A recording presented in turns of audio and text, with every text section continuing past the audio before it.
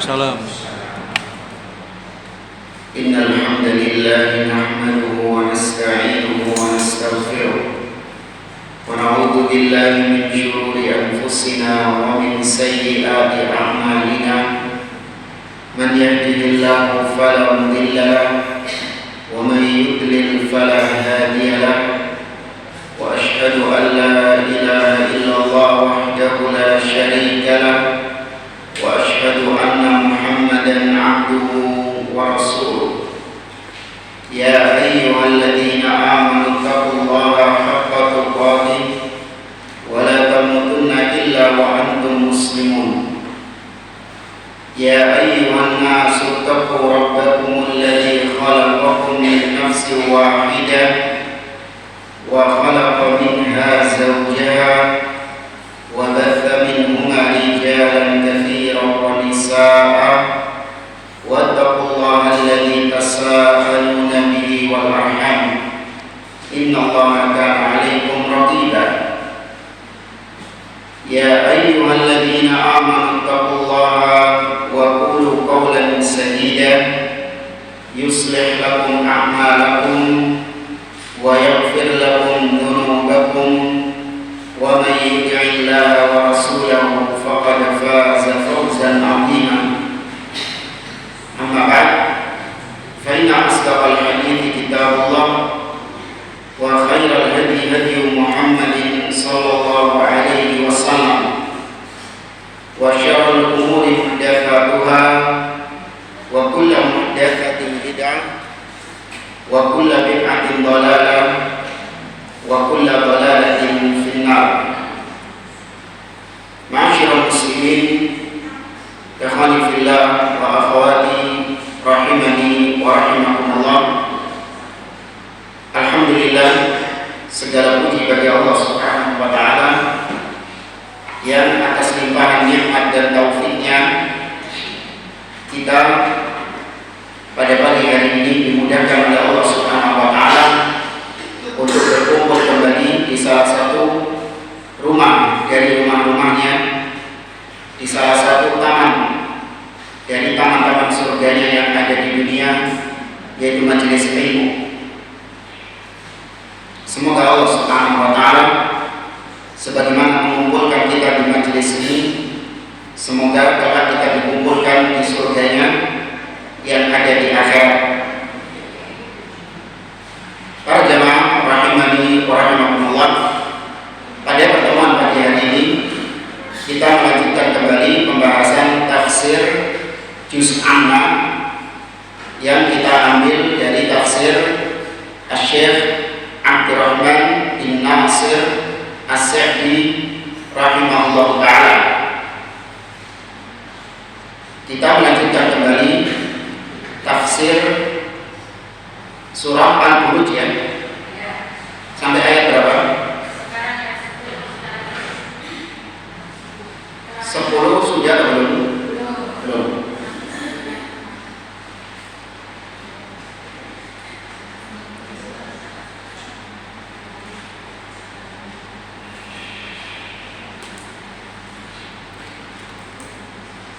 Baik. Kita baca di sini.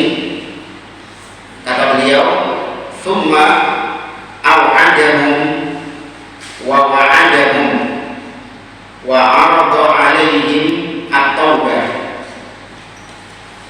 Kemudian Allah Subhanahu wa taala mengancam mereka,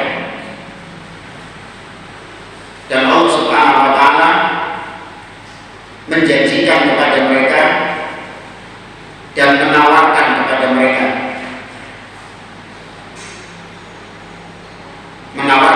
mereka, untuk bertaubat.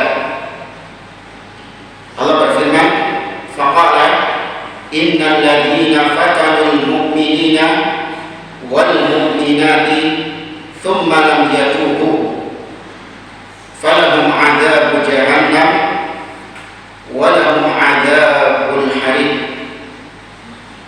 Kata Allah, sesungguhnya orang-orang yang memfitnah, orang beriman, baik laki-laki ataupun perempuan,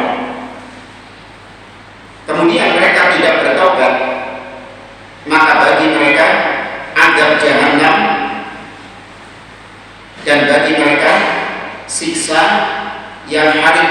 Harib itu artinya siksa yang akan membakar mereka. Perhatikan di sini ada kata-kata fatahu al-mu'minin. Sesungguhnya orang-orang yang memfitnah orang-orang beriman. Ini kembali ke ayat sebelumnya, yaitu orang-orang beriman, mereka ini disiksa karena keimanan mereka, bukan karena mereka ini pelaku kriminal, penjahat, pembunuh, maling, rampok, bukan. Mereka disiksa gara-gara keimanan mereka, di mana dibuatkan lubang parit, kemudian orang-orang beriman dimasukkan ke dalamnya dan mereka dibakar hidup-hidup di dalamnya itu. Dan prosesi penyiksaan kepada orang-orang beriman ini itu disaksikan oleh orang-orang kafir. Ya, mereka menyaksikan bagaimana kaum mukminin disiksa. Tapi bersamaan dengan itu, Allah Subhanahu wa Ta'ala masih saja menawarkan kepada mereka taubat. Padahal perbuatan mereka ini kejam luar biasa. Tapi Allah Subhanahu wa Ta'ala menawarkan kepada mereka taubat. Artinya jika mereka bertaubat kepada Allah Subhanahu wa Ta'ala, maka Allah akan mengampuni mereka. Ya, padahal luar biasa kekejaman mereka, kebengisan mereka. Tetap saja Allah Subhanahu wa Ta'ala tidak menutup pintu taubat kepada mereka. Allah masih saja memberikan tawaran. Kalau mereka mau bertobat, maka Allah akan mengampuni dosa-dosa mereka. Para jemaah rahimani wa rahimakumullah, perhatikan kata-kata fatanul mu'minin. Sesungguhnya orang-orang yang memfitnah. Fitnah di sini bukan fitnah bahasa Indonesia ya. Fitnah bahasa Indonesia artinya menuduh. Kita tidak mencuri, tapi dituduh mencuri. Difitnah mencuri. Ini namanya fitnah dalam bahasa Indonesia. Tapi fitnah di dalam bahasa Arab itu artinya menguji atau memberikan bala, yang memberikan ujian, memberikan siksaan, memberikan bala. Maka yang dimaksud memfitnah orang-orang beriman artinya mendatangkan musibah kepada orang-orang yang beriman. Innal ladzina fatanul mu'minina wal mu'minat. Sesungguhnya orang-orang yang mendatangkan musibah, bala, yaitu menyiksa orang-orang beriman, laki-laki dan perempuan, tsumma lam yatubu. Kemudian mereka tidak bertobat. Berarti pemahaman kebalikannya, jika mereka bertobat, maka mereka tidak akan disiksa sama Allah. Ini menunjukkan bagaimana dahsyatnya taubat. Dosa sebesar apapun, jika dia bertobat kepada Allah dengan taubat yang nasuha, maka Allah akan mengampuni dosanya. Innallaha yaghfiru dzunuba jami'an. Sesungguhnya Allah mengampuni semua dosa, bahkan dosa yang besar, syirik kepada Allah. Selama dia bertaubat dengan taubat yang nasuha, Allah mengampuni dosa-dosanya. Namun, taubat bukan hanya sekedar di lisan. Ya, taubat itu ada persyaratannya. Yang pertama, orang yang bertaubat kepada Allah, dia harus ada di dalam dirinya an-nadam, penyesalan. Harus ada penyesalan atas apa yang dia lakukan. Kemudian yang kedua, orang yang bertobat itu harus ikhlas, harus meninggalkan perbuatannya itu. Jangan dia masih bertobat, jangan dia masih bermaksiat, tapi ngakunya dia sudah bertobat. Enggak, namanya tobat yang meninggalkan secara totalitas. Saya alhamdulillah sudah tobat dari mencuri. Terus ya sekarang nyopet saya.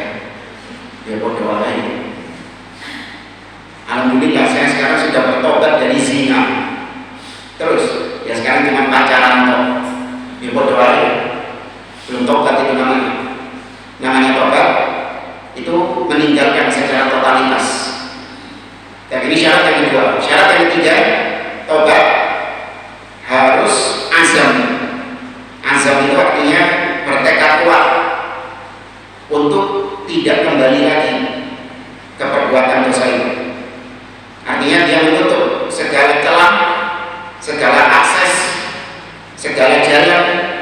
yang bisa menjerumuskan dia kembali kepada maksiatnya.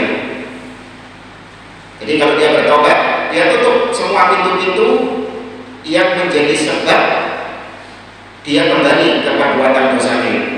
Di antaranya adalah teman-teman yang buruk. Maka kalau bertobat kepada Allah, serius bertobat kepada Allah, tinggalkan teman-teman buruk itu. Karena teman-teman itulah yang menjadi jalan bagi kita untuk kembali kepada perbuatan dosa. Berapa banyak orang-orang yang dia mengaku sudah bertobat, tapi dia tidak meninggalkan circle-nya, dia tidak meninggalkan komunitasnya. Apa yang terjadi? Gak lama setelah dia bertobat, dia kembali lagi ke perbuatan dosanya itu. Karena hati manusia itu lemah. Maka wajib bagi yang bertobat kepada Allah untuk dia menutup segala celah agar tobatnya itu benar-benar sempurna. Kemudian yang keempat, syarat orang yang tobat adalah dia itu tobat ikhlas kepada Allah Subhanahu wa taala. Bukan dalam rangka tujuan-tujuan duniawi. Tapi dia tobatnya murni karena takut kepada Allah, murni karena ingin dihapuskan dosa-dosanya, didasari karena keimanannya kepada hari akhir, karena dia tahu dosa-dosanya itu akan memberatkan dia di hari kiamat kelak.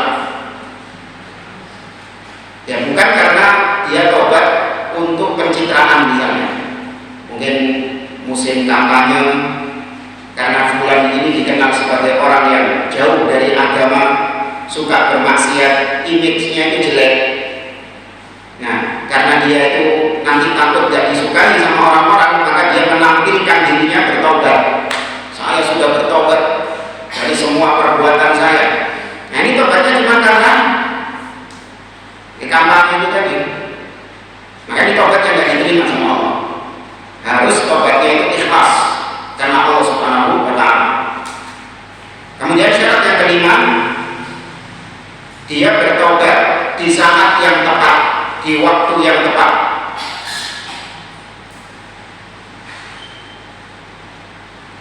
Ya, orang tobat itu waktu yang tepat, langsung ketika dia jatuh dalam dosa, dia bertobat kepada Allah SWT.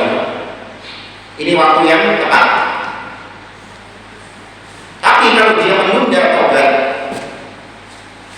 ya, kalau dia menunda tobat, maka dia berdosa. Karena kata para ulama, taubat itu kewajiban yang harus disegerakan. Kewajiban yang harus disegerakan. Kalau dia tunda taubat ini, engkau disiai, maka dia dosa. Jadi dosanya dua, dosa maksiatnya dan dosa menunda taubat. Meskipun pintu tobat masih belum tertutup. Misalnya ya, ada orang bertobat hari Rabu, ada orang bermaksiat hari Rabu. Harusnya hari itu juga dia bertobat kepada Allah SWT. Sebagaimana Allah berfirman dalam surat Ali Imran, Allah Subhanahu wa taala mengatakan, "Wal kadhimina al-ghaidha wal 'afina 'anil nas wal ladzina idza fa'alu fahishatan aw dhalamu anfusahum dzakarullah fastaghfiru li dzunubihim wa may yaghfiru dzunuba illa Allah wa lam yusirru 'ala ma fa'alu wa hum ya'lamun."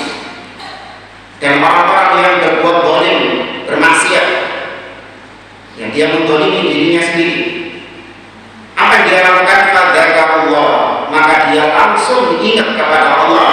Fastaghfiru li dzunubihim, mereka langsung bertobat kepada Allah. Allah menggunakan kata sambung fa. Ini pernah kita sampaikan di tafsir surat An-Nisa.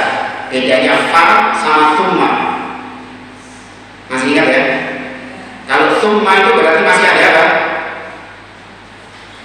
Jeda. Nah, kalau thumma itu berarti masih ada jeda. Tapi kalau fa langsung. Makanya Allah menggunakan kata-kata fa. Fastaghfiru li dzunubihim. Mereka langsung bertaubat, beristighfar, minta ampun kepada Allah atas dosa-dosa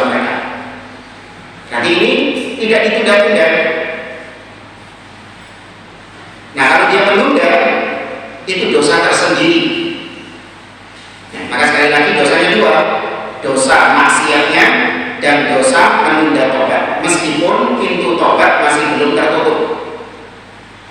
Kapan pintu tobat ini tertutup bagi seseorang? Ketika nyawa melewati kerongkongan.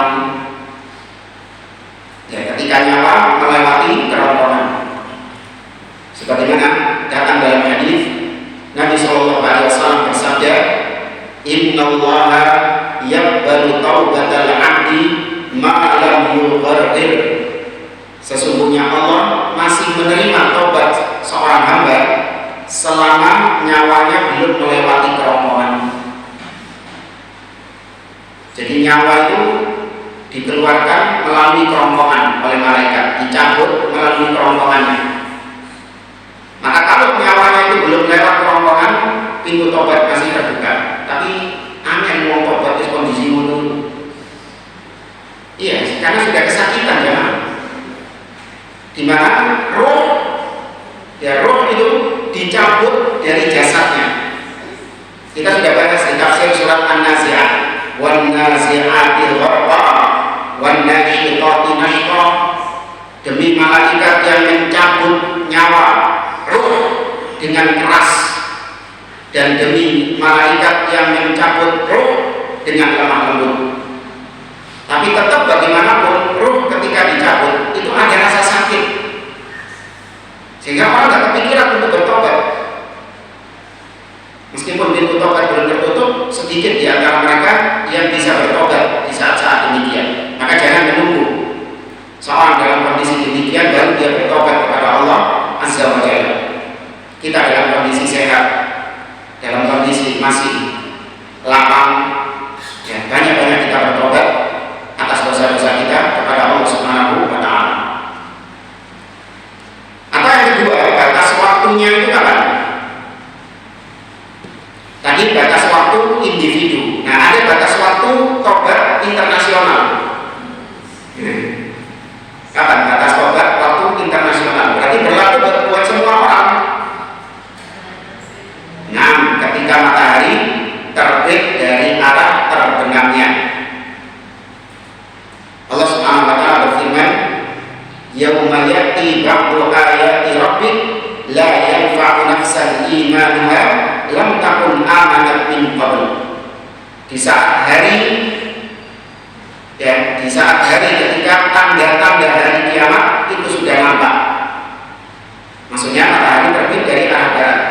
Maka orang yang baru beriman di saat itu maka tidak bermanfaat keimanannya.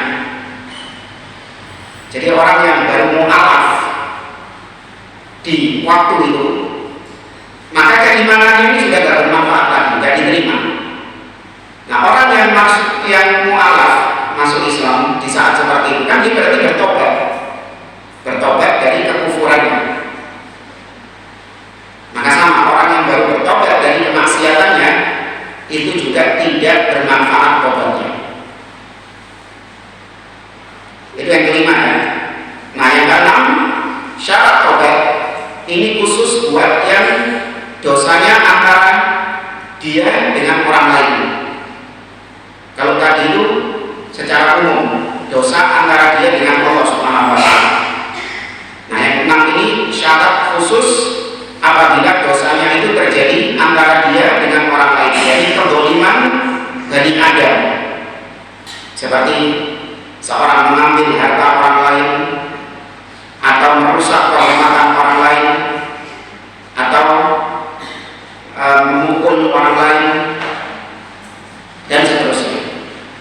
Maka ini tobatnya adalah harus dengan istihlal, minta dihalalkan atau dikembalikan haknya itu.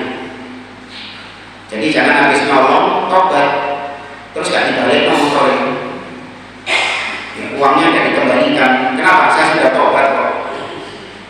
Koruptor, ya korupsi sekian M, sekian triliun, kemudian dia bertobat, nggak sah tobatnya, harus dia kembalikan atau dia minta dihalalkan. Ya, minta dihalalkan. Kita lanjutkan ayat ini. Kata beliau, al-'adzabu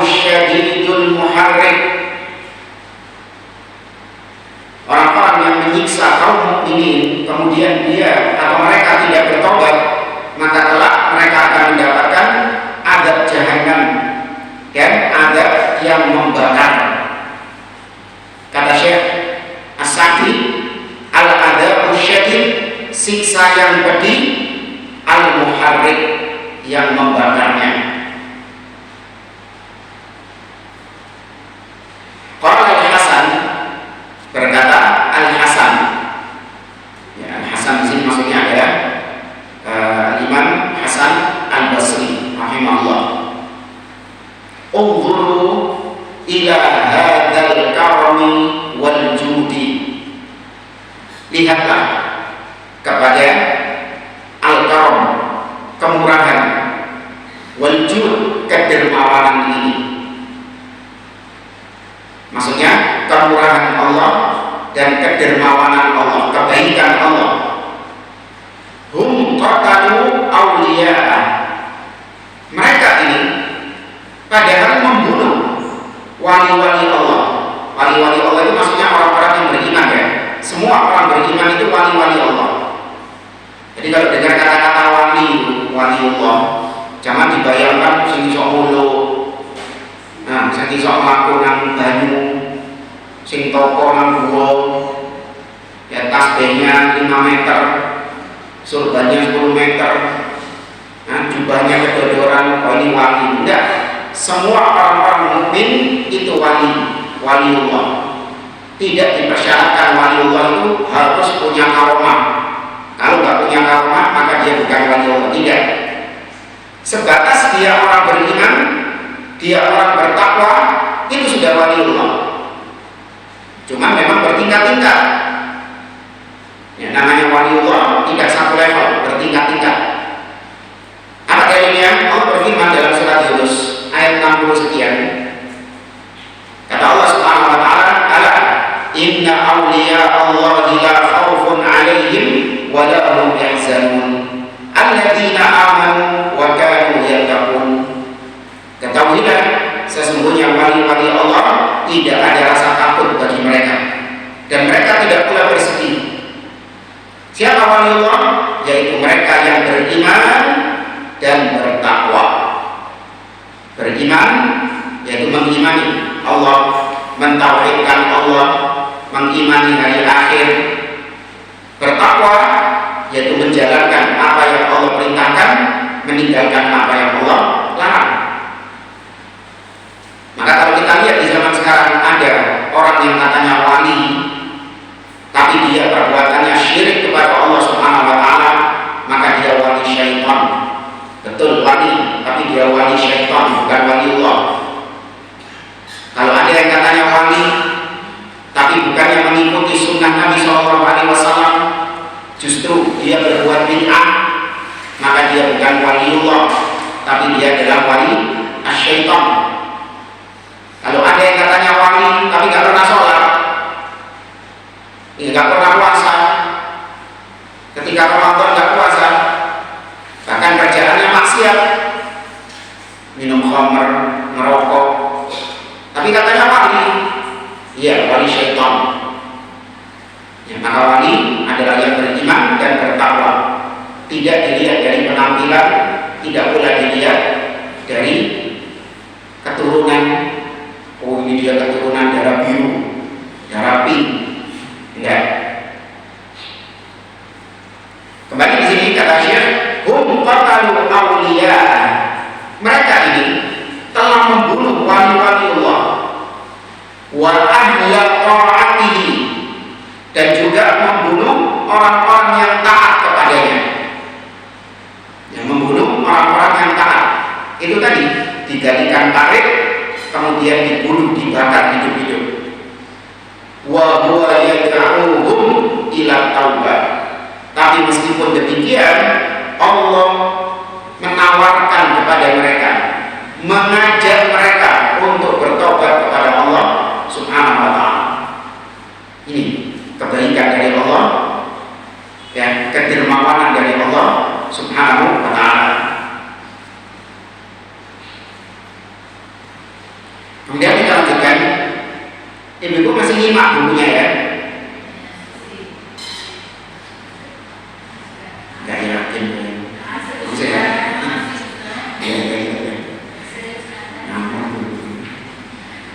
Dan kita lanjutkan ayat yang ke-11.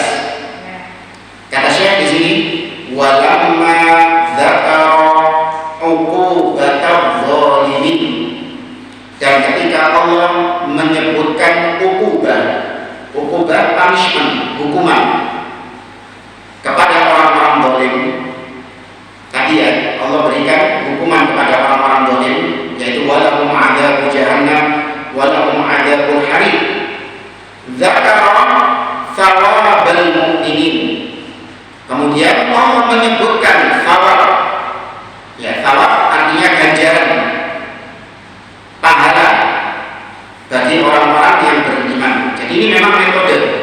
Di dalam Al-Quran, Allah setelah menyebut orang-orang kafir, menyebut penghuni neraka, menyebut siksa, maka Allah menyebut kebalikannya.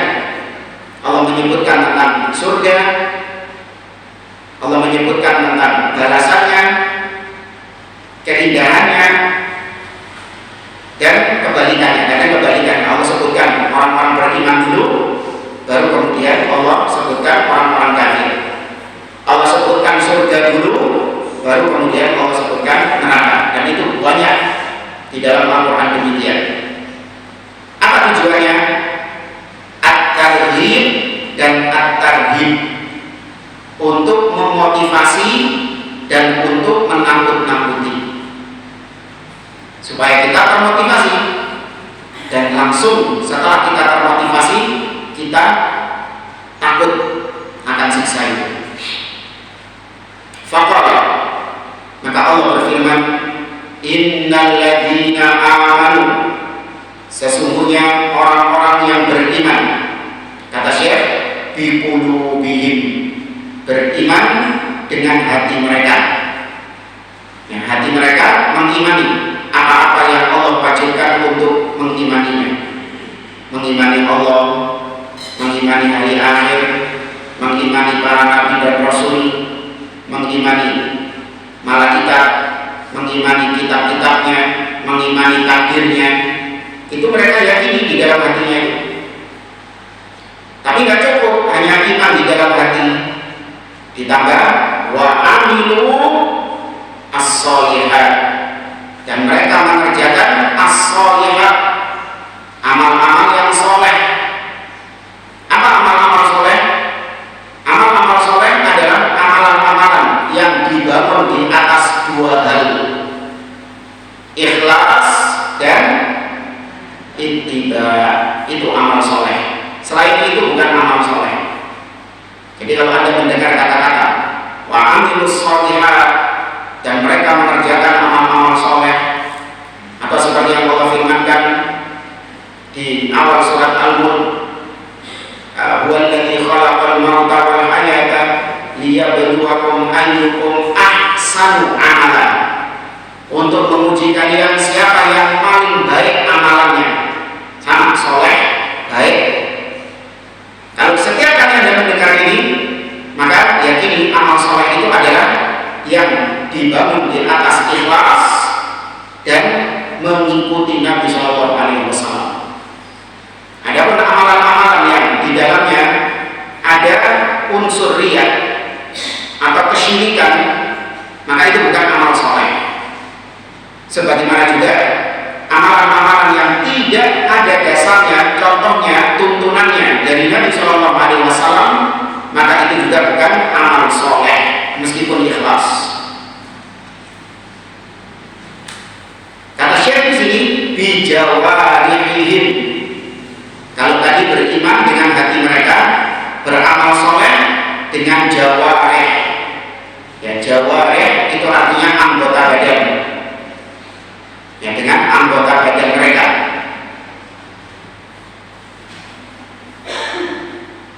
Ibu-ibu bawa HP. Nah, pernah tahu nggak pakai AI? Nggak pernah nyoba pakai AI? Coba dibuka HP-nya, ada aplikasi Gemini nggak? Punya ya? Mesti ada. Bawaannya kok itu? Nah, itu coba nanti bukunya difoto, pakai aplikasi Gemini itu difoto. Nah, kalau ketika halamannya sudah difoto, tuliskan saja perintahnya, terjemahkan ke dalam bahasa Indonesia. Langsung metu. Meskipun jangan percaya 100%, tapi at least itu membantu. Ya, jadi kalau mungkin di rumah pengen memurojaah, tapi Anda bingung karena berbahasa Arab, maka itu jangan. Buka aplikasi Gemini, pilih kamera, kemudian foto, kemudian masukkan perintahnya, terjemahkan ke bahasa Indonesia. Gak sampai 5 detik langsung keluar semuanya. Engkau air jaga ini Anda minta. Baik, kita lanjutkan. Lahum jannatun tajri min tahtihal anhar. Jadi maksudnya ibu itu jangan fokus menerjemahkan di sini ya.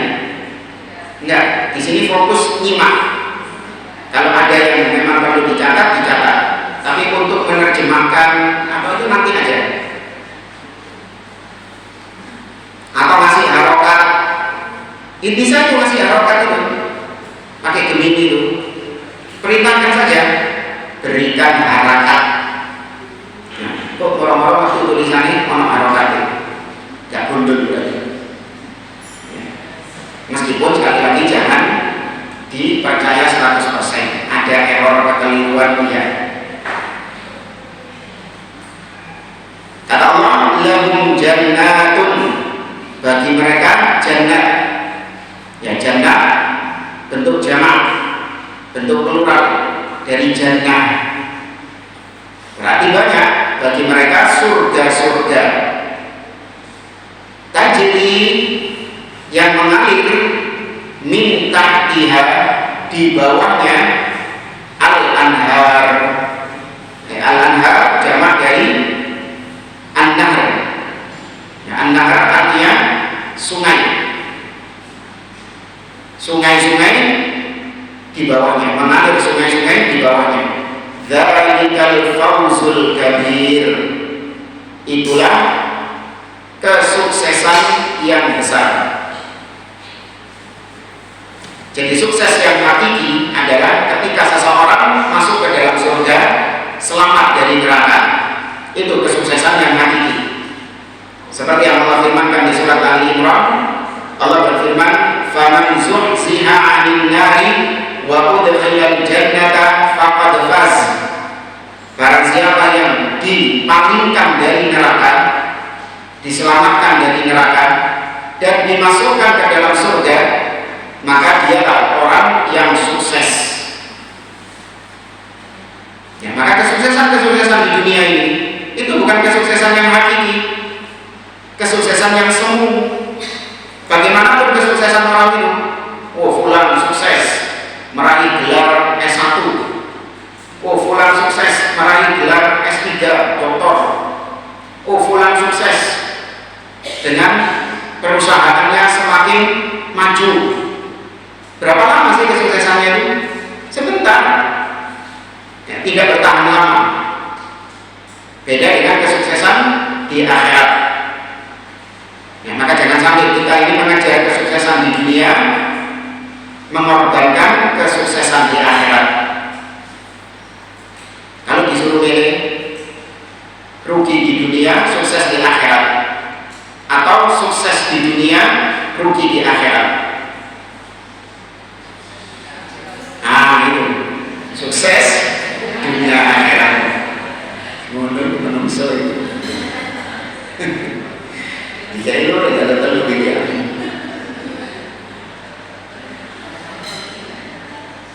Baik. Perhatikan di sini kata Syekh, alladzi hasala bihil fawz. Alladzi hasala bihil fawz biridallahi wa dari karimatihi, yang dengannya diperoleh kemenangan dengan ridho Allah. Jadi seorang mendapatkan al-fawz. Al-fawz ini juara, biasanya dipakai untuk perlombaan. Yang menang namanya faiz. Ada orang namanya faiz, itu artinya pemenang, champion, ya juara. Dan seorang yang mendapatkan surga, mendapatkan kemenangan itu dengan ridho Allah. Dia mendapatkan kemenangan itu dengan keridhaan dari Allah dan dari karamatihi. Dia mendapatkan dar itu tempat. Karamah artinya kemuliaan.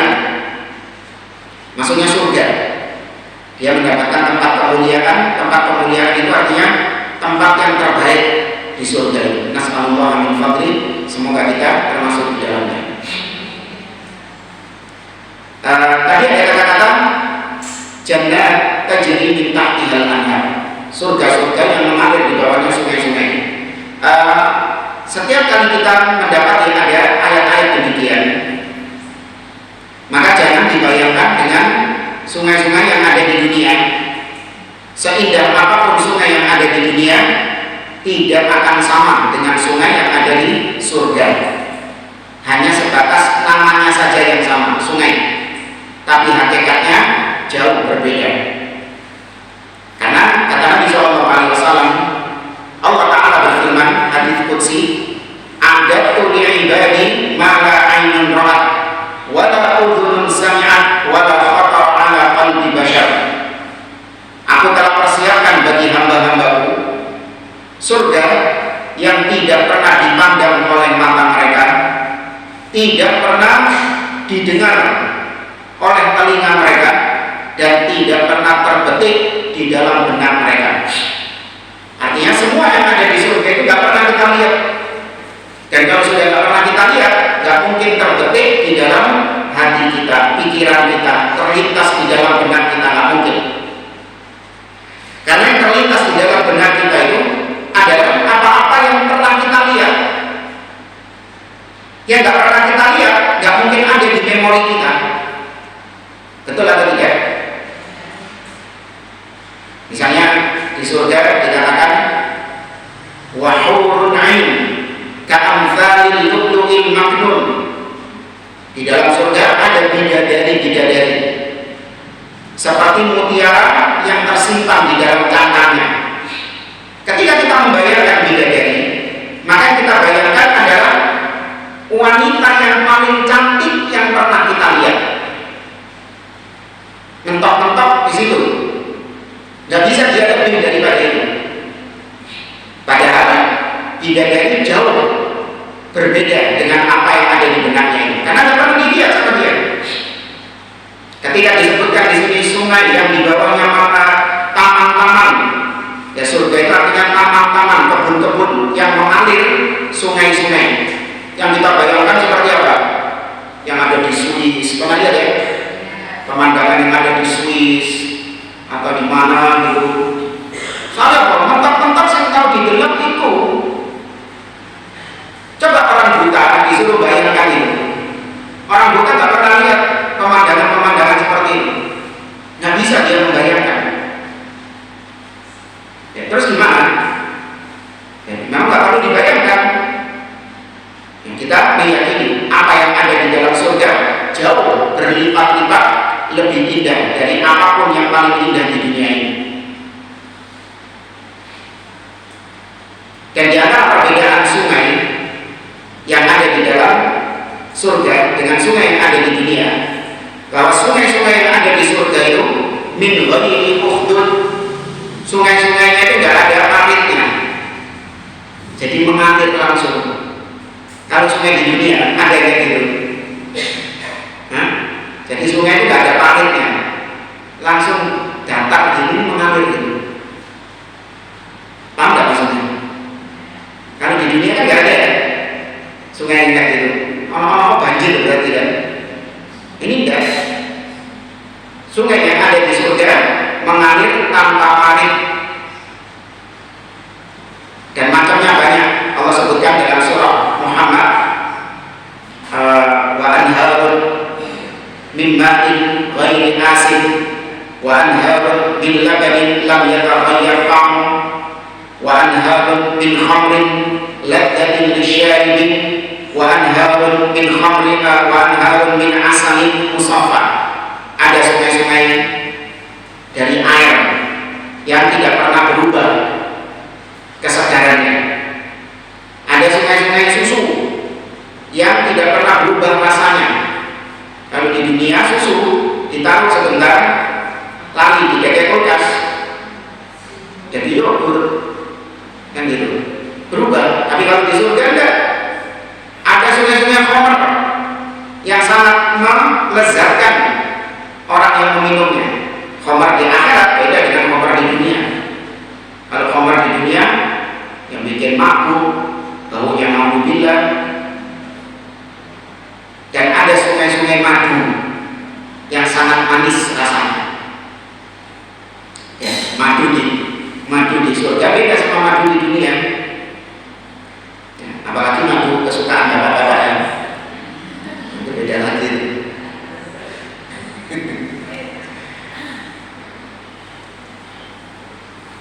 Dan kita lanjutkan ayat yang berikutnya.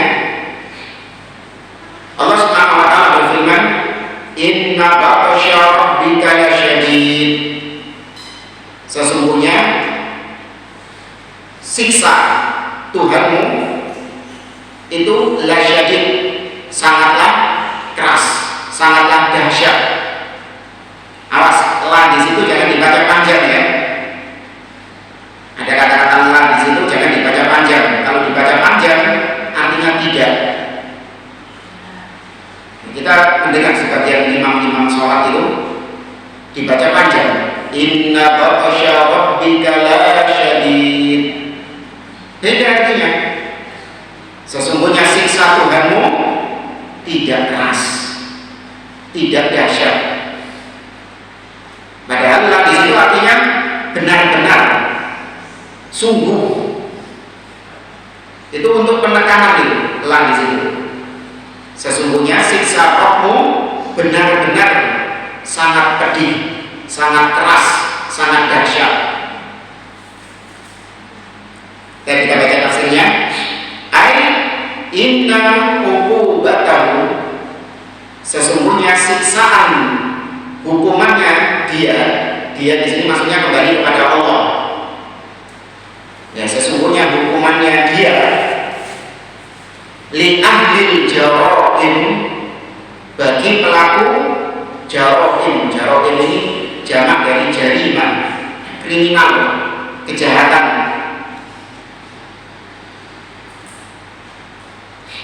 Ya, pelaku kejahatan. Wadzunub, dzunub jamak dari dzam, yaitu dosa. Al-idham, ya, al-idham itu yang besar. Sesungguhnya hukuman Allah kepada pelaku kejahatan, pelaku dosa yang besar itu laqawiyatun syadidatun, sungguh sangat qawiyah, sangat kuat, ya, sangat kuat, dan syadidah, dan sangat dahsyat, sangat keras.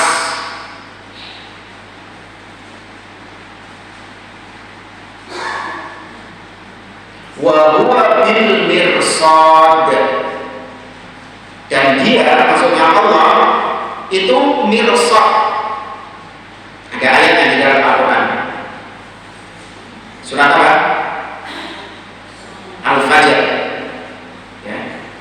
Surat Al-Fajr, Allah Subhanahu wa taala mengatakan, "Inna rabbaka labil mirsad." Sesungguhnya Rabbmu yang Maha mengawasi. Ya, betul ya, surat Al-Fajr ayat yang ke-14. Inna rabbaka labil mirsad. Nah, itu juga jangan dibaca panjang. Inna rabbaka labil mirsad. Di fase-fase mau salah kabeh boleh. Ya, kita lanjut kata beliau, wa huwa bil mirsadil dzalimin, dan Allah itu Maha mengawasi orang-orang yang berbuat zalim dengan segala bentuk kezaliman, entah itu menzalimi diri sendiri, atau menzalimi orang lain, atau menzalimi Allah, yaitu berbuat syirik. Syirik itu perbuatan zalim. Seperti kata Luqman kepada anaknya, ya bunayya la tusyrik billah, inna syirka la dzulmun adzim. Wahai anakku, jangan kau berbuat syirik. Sesungguhnya kesyirikan adalah kezaliman yang besar. Jadi Allah itu mengawasi. Jangan dianggap Allah itu lalai. Oh, paling gak gitu Allah Allah itu masih sibuk memperhatikan hamba-hambanya yang lain. sehingga kita ini nggak seberapa diperhatikan sama Allah, nggak seberapa diawasi sama Allah Subhanahu wa Ta'ala. Dia dilupakan pengawasan Allah dengan pengawasan makhluk. Kalau makhluk pengawasannya terbatas, kayak dulu kita sekolah itu ya.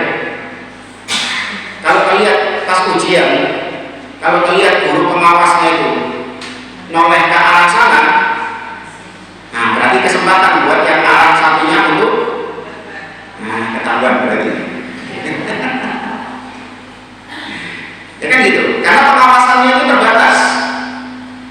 Kalau pengawas yang sebelah kanan, sebelah kiri nggak terlihat, sehingga itu kesempatan bagi yang sebelah kiri untuk nyontek dan seterusnya. Tapi Allah jangan dibayangkan demikian. Ya, Allah tidak ada satupun yang terluputkan dari Allah Subhanahu wa Ta'ala. Semua diawasi oleh Allah Azza wa Jalla. Allah berfirman di surat Ibrahim, "Wala tahsabanna Allaha ghafilan amma ya'malu dhalimun, innama yu'akhiruhum liyaumin tashkhasu fihi al-absar." Jangan kau mengira Allah itu lalai terhadap orang-orang yang zalim. Sering kita mungkin berpikir kayak di Palestina, kenapa Allah kok tidak menimpakan adab kepada kaum Zionis, orang-orang Yahudi yang selama ini membunuh kaum muslimin di Palestina? Apa Allah lalai, lupa terhadap mereka? Tidak. Allah Subhanahu wa Ta'ala tidak lalai terhadap mereka. Hanya saja Allah itu terkadang mengakhirkan, ya Allah mengakhirkan siksanya itu. Tapi jangan diyakini Allah itu lalai.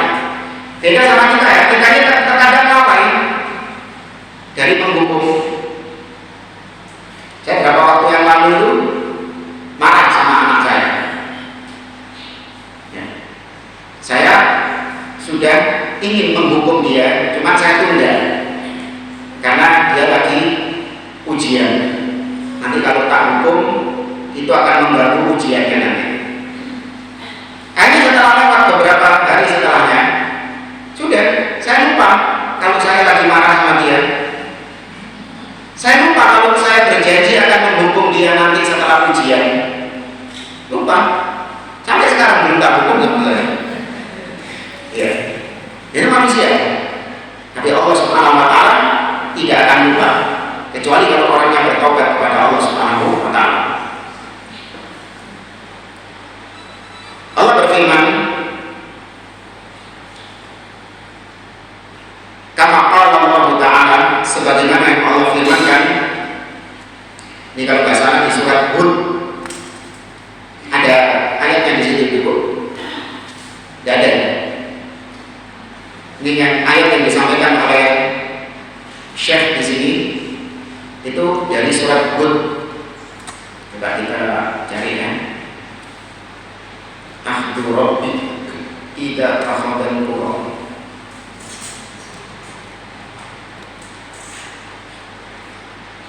Nah, surat Hud ayat 102. Betul. Surat Hud